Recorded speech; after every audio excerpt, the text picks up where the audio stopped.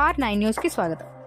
విశాఖ ఉత్తర నియోజకవర్గ వైఎస్ఆర్సీపీ అసెంబ్లీ అభ్యర్థిగా కేకే రాజు, వైఎస్ఆర్సీపీ విశాఖ పార్లమెంట్ అభ్యర్థిగా బొత్స ఝాన్సీ ప్రచారం నిర్వహించారు.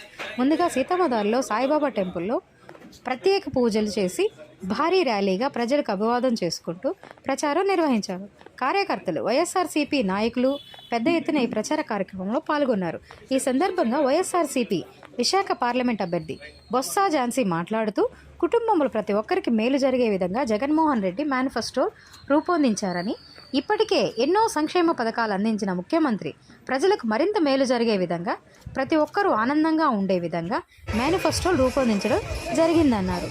ఫ్యాన్కు ఓటేసి ఉత్తర నియోజకవర్గ అసెంబ్లీ అభ్యర్థిగా కేకే రాజును, పార్లమెంట్ అభ్యర్థిగా తనను గెలిపించాలని కోరారు బొత్స ఝాన్సీ.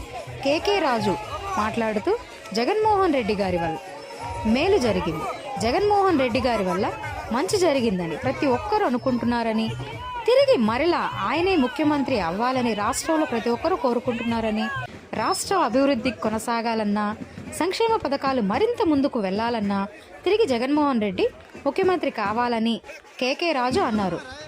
ఉత్తర ఎమ్మెల్యే అభ్యర్థిగా నన్ను, పార్లమెంట్ అభ్యర్థిగా ఝాన్సీ గారిని అత్యధిక మెజారిటీతో గెలిపించాలని కోరారు.